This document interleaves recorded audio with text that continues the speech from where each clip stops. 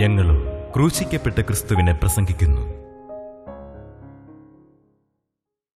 ദൈവ തിരുനാമത്തിന് മഹത്വം ഉണ്ടാകട്ടെ.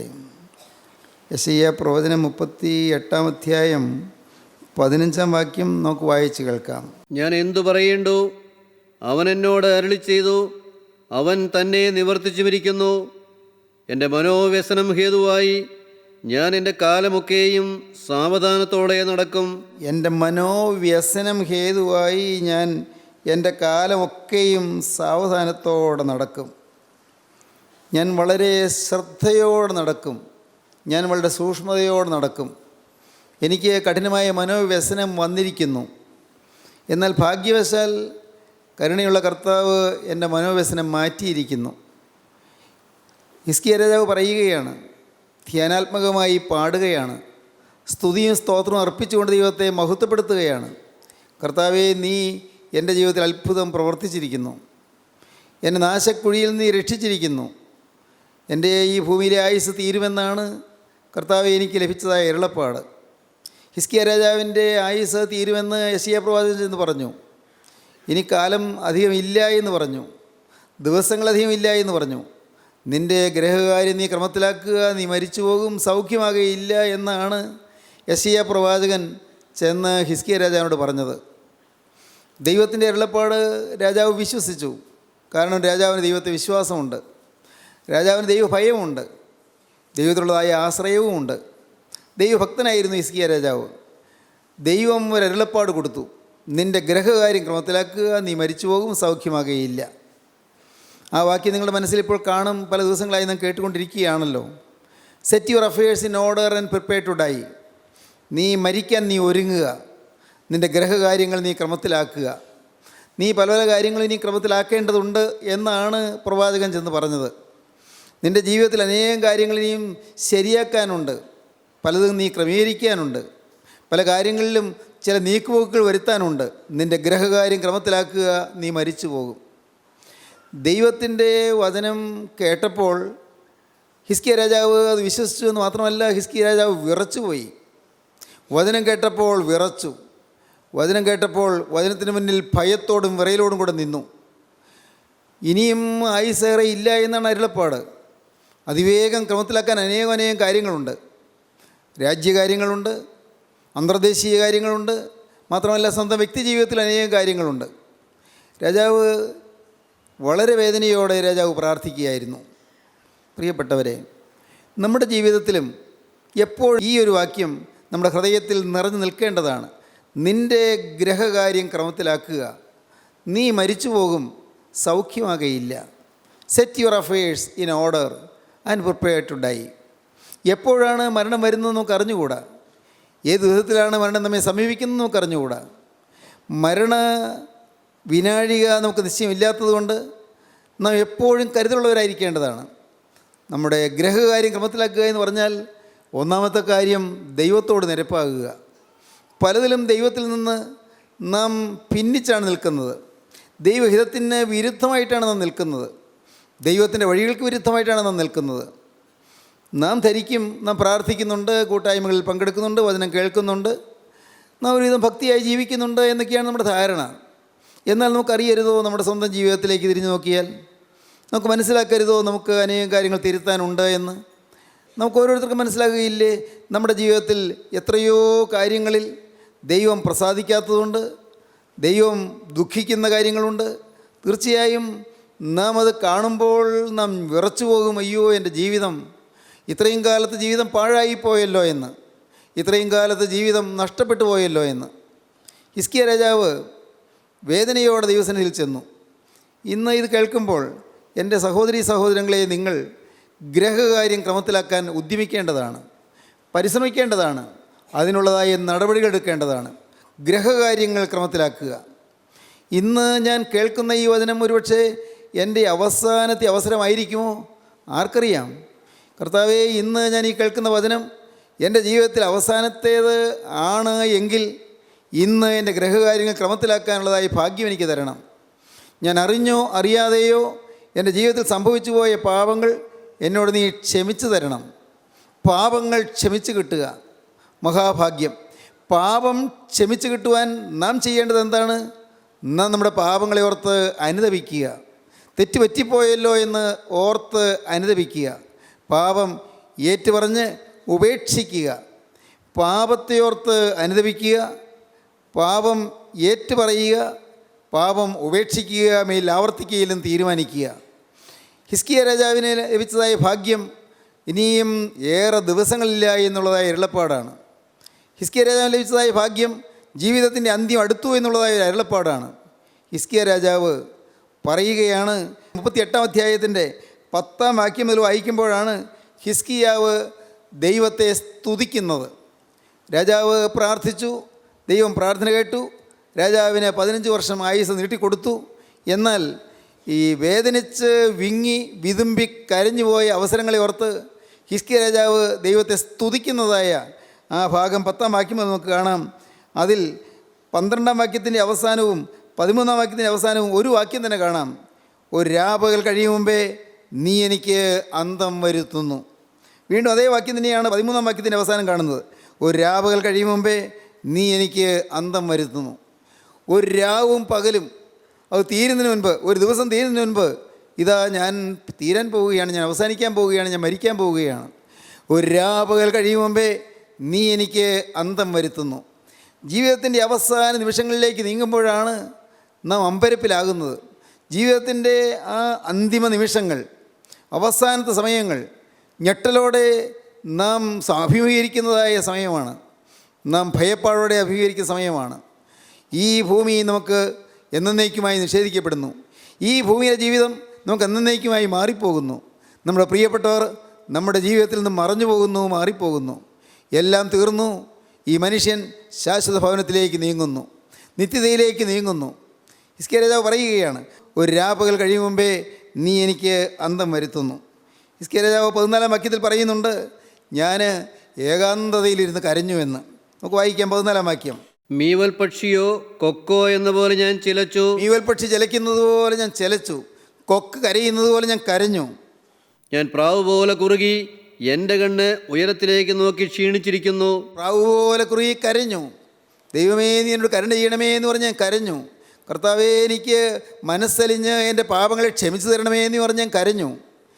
പാപങ്ങളെ ക്ഷമിച്ചു തരണമേ, എൻ്റെ തെറ്റുകളെ നീ ഓർക്കല്ലേ, എൻ്റെ അകൃത്യങ്ങൾ നീ കണക്കിടരുതേ, എൻ്റെ മരണത്തിന് ശേഷം നിത്യത്തിലേക്ക് എൻ്റെ പാപം എൻ്റെ കൂടെ വരരുതേ.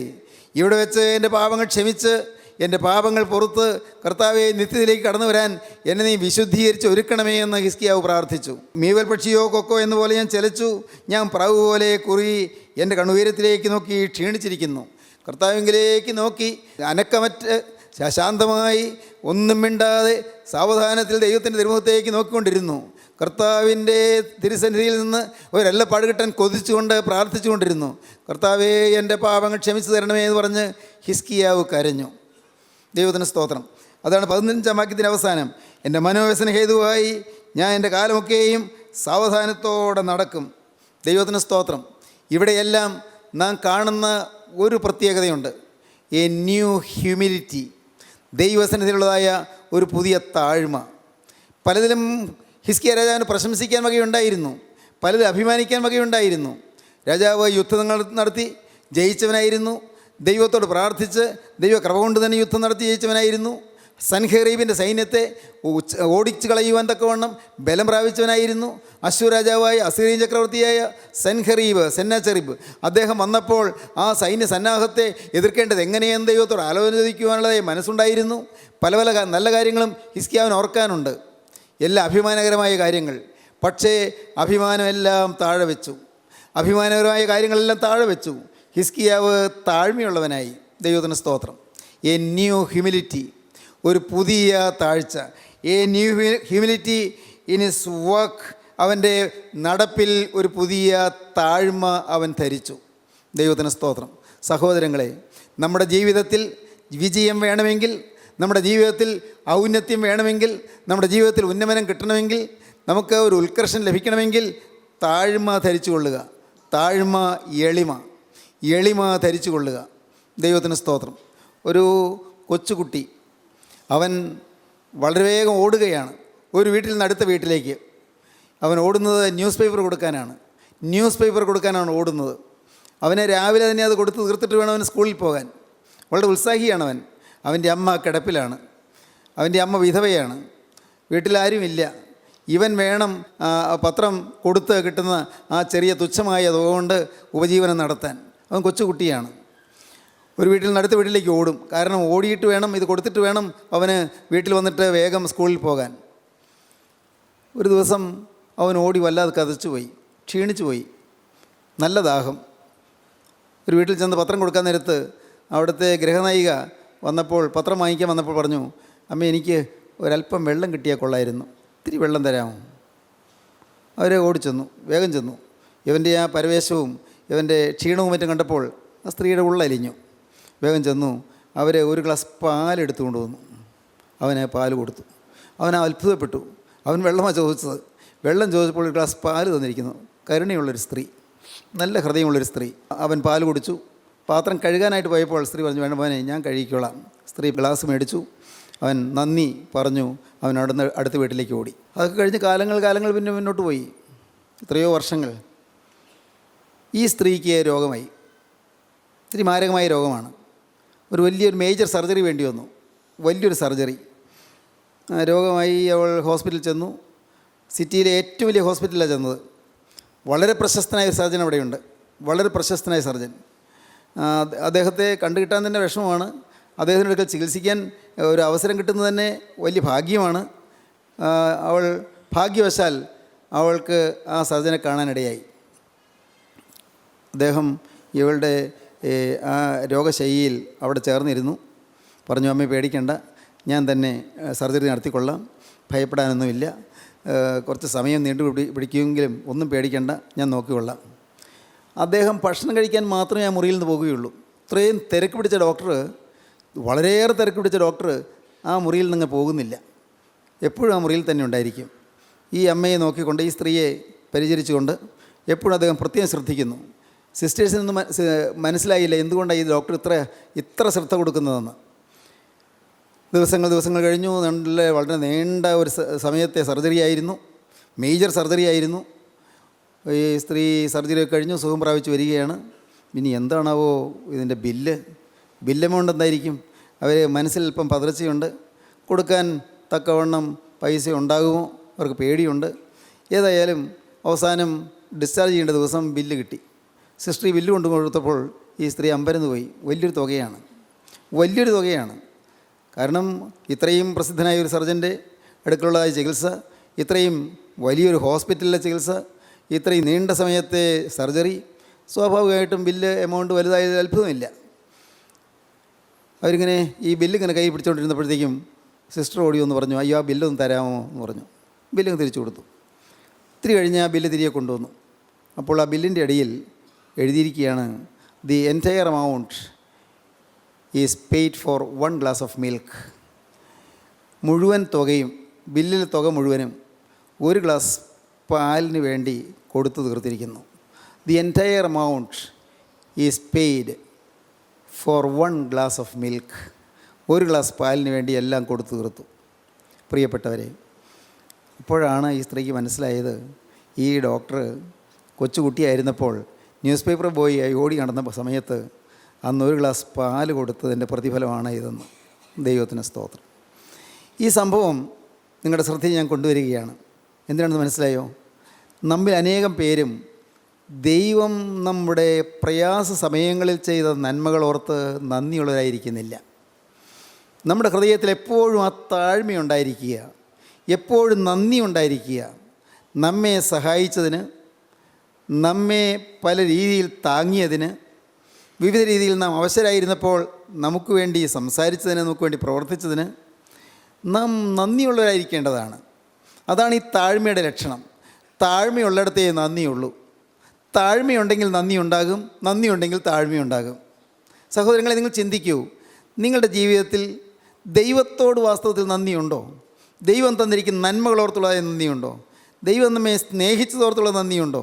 സത്യമായും ഒരു ദൈവം, അദൃശ്യനായ ദൈവം ഈ പാവപ്പെട്ട മനുഷ്യൻ്റെ കാര്യത്തിൽ പ്രത്യേകം ശ്രദ്ധിക്കുന്നുണ്ടോ എന്ന് നിങ്ങൾക്കറിയാമോ?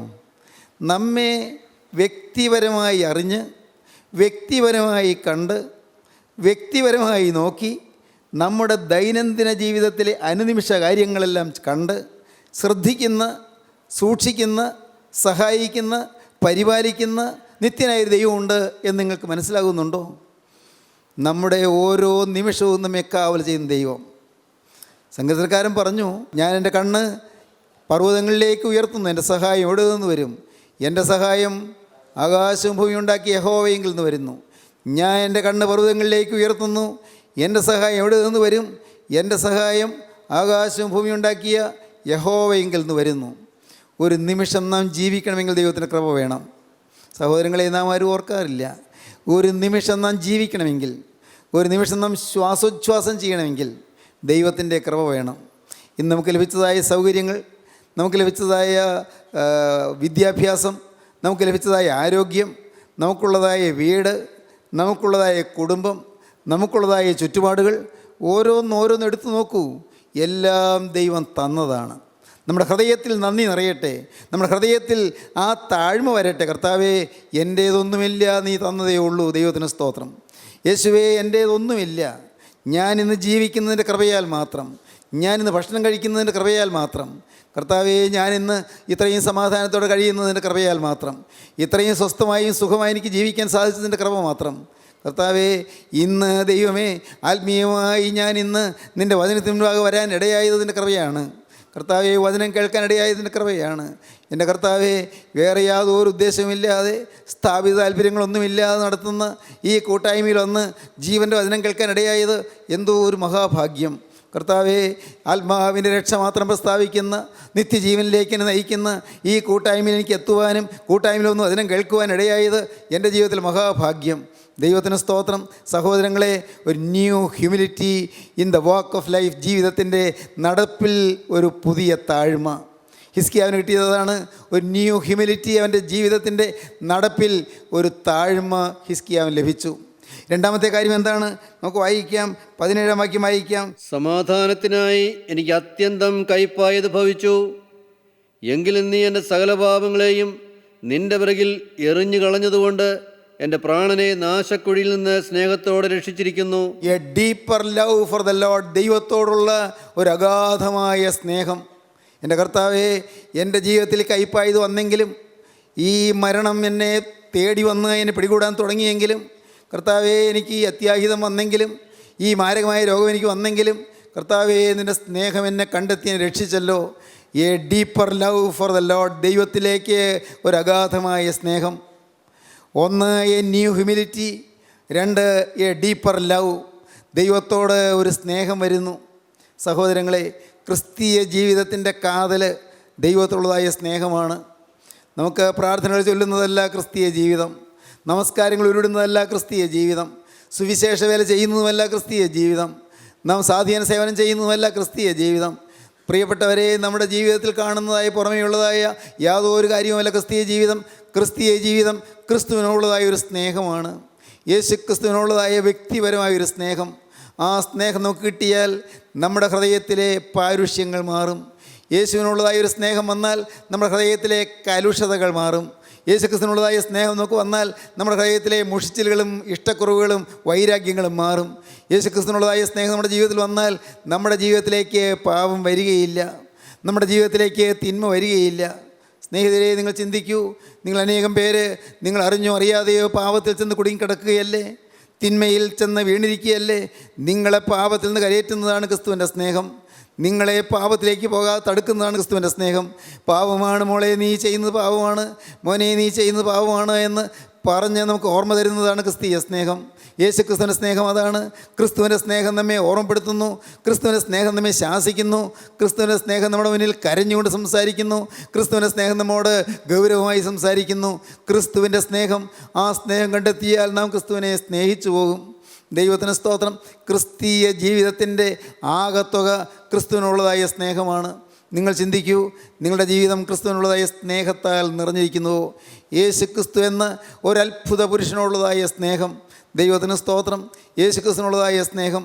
കർത്താവ് ചോദിച്ചു, യോഹന്നാൻ്റെ മകനായ ശീമോനെ, നീ ഇവരിലധികമായി എന്നെ സ്നേഹിക്കുന്നുവോ? കർത്താവേ, എനിക്ക് നിന്നോട് പ്രിയമുണ്ട് എന്ന് അറിയുന്നുവല്ലോ, എൻ്റെ ആടുകളെ മേയിക്കുക. യോഹന്നാൻ്റെ മകനായ ശീമോനെ, നീ എന്നെ സ്നേഹിക്കുന്നുവോ? കർത്താവേ, എനിക്ക് നിന്നോട് പ്രിയമുണ്ട് എന്ന് നീ അറിയുന്നുവല്ലോ. എൻ്റെ കുഞ്ഞാടുകളെ പാലിക്കുക. യോഹന്നാന്റെ ശിമോനെ, നിനക്ക് എന്നോട് പ്രിയമുണ്ടോ? എന്നോട് പ്രിയമുണ്ടോ എന്ന് മൂന്നാമൻ ചോദിക്കിയാൽ പത്രോസ് ദുഃഖിച്ചു. കർത്താവേ, നീ സകലം അറിയുന്നു, എനിക്ക് നിന്നോട് പ്രിയമുണ്ട് എന്ന് നീ അറിയുന്നുവല്ലോ. ദൈവത്തിന് സ്തോത്രം. കർത്താവേ, നീ സകലം അറിയുന്നു, എനിക്ക് നിന്നോട് പ്രിയമുണ്ട് എന്നും നീ അറിയുന്നുവല്ലോ. പത്രോസ് ദുഃഖിച്ചു പോയി.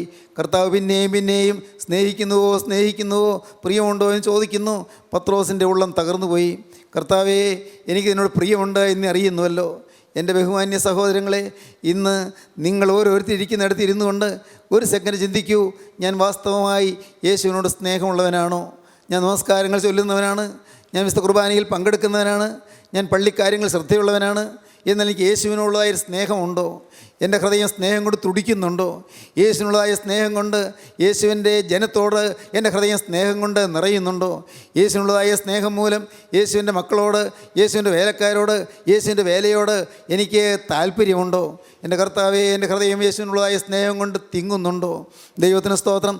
ഒന്ന്, അവൻ്റെ ജീവിതത്തിൽ ഒരു ന്യൂ ഹ്യൂമിലിറ്റി, ഒരു താഴ്മ കിട്ടി. ഹിസ്കിയാവിന് താഴ്മ കിട്ടി. രണ്ട്, a deeper love for the Lord, ദൈവത്തോട് ഒരു അഗാധമായ സ്നേഹം ലഭിച്ചു. മൂന്നാമത്തെ കാര്യം എന്താണ്? 19-ാം വാക്യം വായിക്കാം. മൂന്നാമത്തെ കാര്യം, ഞാൻ ഇന്ന് ചെയ്യുന്നത് പോലെ ജീവനുള്ളവൻ മാത്രം നിന്നെ സ്തുതിക്കും. New song of praise in his lips. അവൻ്റെ അധരങ്ങളിൽ ഒരു പുതിയ പാട്ട്, സ്തുതിയുടെ പാട്ട്. ഇന്ന് ഞാൻ നിന്നെ സ്തുതിക്കും. കർത്താവേ, എനിക്ക് നീ ആയുസ് നീട്ടിത്തന്നു. 15 സംവത്സരം ആയുസ് നീട്ടിത്തന്നു. ഹിസ്കിയ രാജാവിന് ദൈവം 15 സംവത്സരമാണ് ആയുസ് നീട്ടിക്കൊടുത്തത്. 15 വർഷം ആയുസ് നീട്ടിക്കൊടുത്തു. നിൻ്റെ ഗ്രഹകാര്യം ക്രമത്തിലാക്കുക, നീ മരിച്ചു പോകുമെന്നാണ് പറഞ്ഞത്. പക്ഷേ ഹിസ്കിയാവ് കരഞ്ഞു, ഹിസ്കിയാവ് പാവം ഏറ്റു പറഞ്ഞു. ദൈവം പാവം ക്ഷമിച്ചു കൊടുത്തു, ആയുസ് നീണ്ടു കിട്ടി. ഹിസ്കിയാവ് ഇപ്പോൾ പറയുകയാണ്, ഞാൻ നിന്നെ സ്തുതിക്കും. A new song of praise on his lips. 19-ാം വാക്യം, ഞാൻ ഇന്ന് ചെയ്യുന്നത് പോലെ ജീവനുള്ളവൻ മാത്രം നിന്നെ സ്തുതിക്കും. ജീവനുള്ളവൻ മാത്രം നിന്നെ സ്തുതിക്കും. എ ന്യൂ സോങ്, ഒരു പുതിയ പാട്ട് ലഭിച്ചു. സഹോദരങ്ങളെ, നിങ്ങൾക്ക് ദൈവത്തോട് നന്ദി വന്ന് ആ നന്ദിയിൽ നിന്നൊരു പാട്ട് നിങ്ങളുടെ നാവിൽ നൃത്തം ചെയ്യുന്നുണ്ടോ? സ്തുതി എന്ന പാട്ട് നിങ്ങളുടെ നാവിൽ നൃത്തം ചെയ്യുന്നുണ്ടോ? സ്തുതി എന്ന പാട്ട്. ദൈവത്തിന് സ്തോത്രം. ദൈവത്തിൻ്റെ വലിയ നാമം മഹത്വപ്പെടട്ടെ. ഞാൻ വീണ്ടും പറയട്ടെ, അനേകം പേരും ദൈവത്തോട് നന്ദി പറഞ്ഞ് സ്തുതിക്കുന്നില്ല. നന്മകൾക്ക് വേണ്ടി ദൈവത്തെ സ്തുതിക്കുന്നില്ല. പരീക്ഷാ വിജയം തന്നു, ദൈവത്തെ മറക്കുന്നു. ഒരു നല്ല ജോലി തന്നു, ദൈവത്തെ മറക്കുന്നു. നല്ല വിവാഹം തന്നു, ദൈവത്തെ മറക്കുന്നു. നല്ല കുഞ്ഞുങ്ങളെ തന്നു, ദൈവത്തെ മറക്കുന്നു. നല്ല വീട് തന്നു, ദൈവത്തെ മറക്കുന്നു. ദൈവമെല്ലാം തന്നു, പക്ഷേ ദൈവത്തെ മറക്കുന്നു. ദൈവത്തിന് സ്തോത്രം. എൻ്റെ ബഹുമാന്യ സഹോദരങ്ങളെ, ഞാൻ വീണ്ടും നിങ്ങളോട് ചോദിക്കട്ടെ, ഒരു 20 കൊല്ലം മുമ്പ് നിങ്ങളുടെ ജീവിതം ഒന്ന് നോക്കൂ, ഇന്നുള്ള ജീവിതം നോക്കൂ. അന്നത്തേക്കാൾ എത്രയോ അഭിവൃദ്ധിപ്പെട്ടിരിക്കുന്നു. എല്ലാവരും, ഈ വാക്കുകളെ കേൾക്കുന്ന എല്ലാവരും പണ്ടത്തേക്കാൾ അഭിവൃദ്ധിപ്പെട്ടവരല്ലേ? ചിലരുടെ മുഖം ഇപ്പോൾ ചുളിയുന്നുണ്ട്. ഇല്ല സാറേ, ഇല്ല, അഭിവൃദ്ധിപ്പെട്ടില്ല. മോനെ, ഞാൻ പറഞ്ഞു തരാം, നീ അഭിവൃദ്ധിപ്പെടാത്തതിന് കാരണം നീ പിശാചിനെ നിൻ്റെ വീട്ടിൽ, പിശാചിനെ നിൻ്റെ ഹൃദയത്തിൽ, പിശാചിനെ നിൻ്റെ ജീവിതത്തിൽ നീ ക്ഷണിച്ചു വരുത്തിയിരിക്കുന്നു. നീ മനഃപൂർവ്വം പാപം ചെയ്തിരിക്കുന്നു. മനഃപൂർവ്വം തെറ്റ് എന്നറിഞ്ഞുകൊണ്ട് നീ തെറ്റിലേക്ക് പോയിരിക്കുന്നു. അതുകൊണ്ട് മാത്രമാണ് നിനക്ക് കരയേറ്റം കിട്ടാത്തത്. അതുകൊണ്ട് മാത്രമാണ് നിനക്ക് അഭിവൃദ്ധി കിട്ടാത്തത്. ചിന്തിക്കൂ, നിങ്ങൾ ചിന്തിക്കൂ. ആരെല്ലാം അഭിവൃദ്ധിപ്പെടാതിരിക്കുന്നുവോ? ഈ വിശുദ്ധ വചനം കേട്ട്, ഈ ജീവൻ്റെ വചനം കേട്ട് ഇതുവരെയും അഭിവൃദ്ധി കിട്ടാത്തവരാരെല്ലാം ഉണ്ട്? ചിന്തിച്ചുകൊള്ളൂ. തക്കതായ കാരണമുണ്ട്. വലിയ ഗൗരവമേറിയ പാപങ്ങൾ നിങ്ങളുടെ ജീവിതത്തിൽ വന്നിട്ടുണ്ട്. പാപത്തെ വിടാൻ സാധിക്കുമോ? ഇന്ന് നിങ്ങൾ പാപത്തെ ഉപേക്ഷിക്കൂ. ഇന്ന് പാപത്തോട് വിട പറയൂ, പാപത്തോട് യാത്ര പറയൂ. കാണാം നിങ്ങൾക്ക് പടിപടിയായി ഉയർച്ചകൾ കിട്ടുന്നത്. ഭൗതികമായ ഉയർച്ചയുടെ കാര്യമാണ് ഞാൻ പറയുന്നത്. ഭൗതികമായി ലോക ജീവിതത്തിൽ തന്നെ നിങ്ങൾക്ക് അഭിവൃദ്ധിപ്പെടാം, നിങ്ങൾക്ക് പുരോഗതി കിട്ടും. പ്രിയപ്പെട്ടവരെ, പാപത്തെ ഉപേക്ഷിക്കൂ. പിശാചിനെ ജീവിതത്തിൽ നിന്ന് ഇറക്കി വിടൂ. സാത്താനോട് യാത്ര പറയൂ. ഒരു പുതിയ ജീവിതം നിങ്ങൾ തുടങ്ങൂ. കാണാം, ക്രിസ്തുവിനെ സ്നേഹിച്ചുള്ള ജീവിതം വരുമെങ്കിൽ, ക്രിസ്തുവിനെ സ്തുതിച്ചുകൊണ്ടുള്ള ജീവിതം വരുമെങ്കിൽ നിങ്ങൾക്ക് തീർച്ചയായും എല്ലാ രംഗത്തും അഭിവൃദ്ധിപ്പെടാം. നിത്യജീവന് നിങ്ങൾക്ക് ലഭിക്കും. ഈ ഭൂമിയിൽ സമാധാനം, കടന്നു ചെല്ലുമ്പോൾ നിത്യജീവൻ. അതാണ് നമ്മുടെ ലക്ഷ്യം. അതിനുവേണ്ടി നിങ്ങൾ പരിശ്രമിക്കൂ. അതിനുവേണ്ടി നിങ്ങൾ ദൈവത്തോട് നന്ദി പറയൂ. അതിനുവേണ്ടി ദൈവത്തെ സ്തുതിക്കൂ. 4-ാമത്തെ കാര്യമാണ് a new determination to praise. ഇനിയും സ്തുതിക്കുമെന്നുള്ള ഒരു പുതിയ തീരുമാനം. A new determination. ദൈവത്തിന് സ്തോത്രം. ഒരു പുതിയ തീരുമാനം. 20-ാം വാക്യം വായിക്കാം. യഹോവ എന്നെ രക്ഷിപ്പാൻ ഒരുങ്ങിയിരിക്കുന്നു. അതുകൊണ്ട് ഞങ്ങൾ ജീവപര്യന്തം യഹോവയുടെ ആലയത്തിൽ തന്ത്രിനാദത്തോടെ എൻ്റെ ഗീതങ്ങളെ പാടും. ദൈവത്തിന് സ്തോത്രം. എൻ്റെ ഗീതങ്ങളെ പാടും. യഹോവയുടെ ആലയത്തിൽ ജീവപര്യന്തം എൻ്റെ ഗീതങ്ങളെ പാടും. ദൈവത്തിന് സ്തോത്രം. ജീവപര്യന്തമുള്ളൊരു തീരുമാനം, a new determination to praise God. ദൈവത്തിന് സ്തോത്രം. എ ന്യൂ ഡിറ്റർമിനേഷൻ, ഒരു പുതിയ തീരുമാനം. സഹോദരങ്ങളെ, ഇന്ന് നിങ്ങൾക്ക് പുതിയ തീരുമാനം വരാൻ സാധിക്കുമോ? ഒരു വ്യക്തമായ തീരുമാനം. കർത്താവേ, നിൻ്റെ തിരുരക്തത്താൽ എനിക്ക് നീ ആയുസ് നീട്ടി തന്നു. നിൻ്റെ തിരുരക്തത്താൽ നീ എൻ്റെ രോഗം മാറ്റി തന്നു. നിൻ്റെ തിരുരക്തത്താൽ നീ എൻ്റെ ഭാരം മാറ്റി തന്നു. നിൻ്റെ തിരുരക്തത്താൽ നീ എനിക്ക് സമാധാനം തന്നു. നിൻ്റെ തിരുരക്തത്താൽ എൻ്റെ പാപങ്ങൾ നീ കഴുകി തന്നു. കർത്താവേ, നിൻ്റെ തിരുരക്തത്താൽ എൻ്റെ ബാധകൾ നീ മാറ്റി തന്നു. നിൻ്റെ തിരുരക്തത്താൽ എൻ്റെ കുടുംബത്തിൻ്റെ ബന്ധനങ്ങൾ നീ അഴിച്ചു തന്നു. കർത്താവേ, നിൻ്റെ തിരുരക്തത്താൽ, നീ കുരിശിൽ ചൊരിഞ്ഞ രക്തത്താൽ എൻ്റെ കർത്താവേ, നീ എൻ്റെ ശാപങ്ങൾ നീക്കി തന്നു. കർത്താവേ, തലമുറയായി എൻ്റെ മേലുണ്ടായിരുന്ന ശാപങ്ങളെല്ലാം നാഥ നീ മാറ്റി തന്നു. ഞാൻ വിശ്വസിക്കുന്നു. ഇന്ന് ഞാനിതാ എന്നെ തന്നെ നിനക്ക് തരുന്നു. എൻ്റെ ആയുസ് നിനക്ക് തരുന്നു. എൻ്റെ ജീവിതം നിനക്ക് തരുന്നു. കർത്താവേ, ഒരു പുതിയ ഡിറ്റർമിനേഷൻ, ഒരു പുതിയ തീരുമാനം, ഒരു പുതിയ നിശ്ചയം ദൈവത്തോട് നിങ്ങൾക്ക് പറയാൻ പറ്റുമോ? ഇപ്പോൾ ഇരിക്കുന്ന ഇരിപ്പിൽ നിങ്ങൾക്ക് ദൈവത്തോട് പറയാം, കർത്താവേ, ഈ നിമിഷം മുതൽ നാഥ ഞാൻ നിൻ്റെ ആലയത്തിൽ വസിക്കും. ഈ നിമിഷം മുതൽ ഞാൻ ജീവപര്യന്തം മരണത്തോളം ഞാൻ നിന്നെ സ്തുതിക്കും. ഞാൻ എൻ്റെ ഗീതങ്ങളെ പാടും. നീ എനിക്ക് തന്ന നന്മകൾ ഓർത്ത് ഞാൻ നിന്നെ സ്തുതിക്കും. സ്തുതിയും സ്തോത്രവും പ്രഭയും പുകഴ്ചയും മാഞ്ഞു പോകാത്ത നല്ല ഉന്നതിയും സദാ നേരവും ഇടപെടാതെ കയറ്റുവാൻ ഞാൻ യോഗ്യനായി തീരും. കർത്താവേ, എന്നെ തന്നെ നിൻ്റെ കരങ്ങളിലേക്ക് തരുന്നു.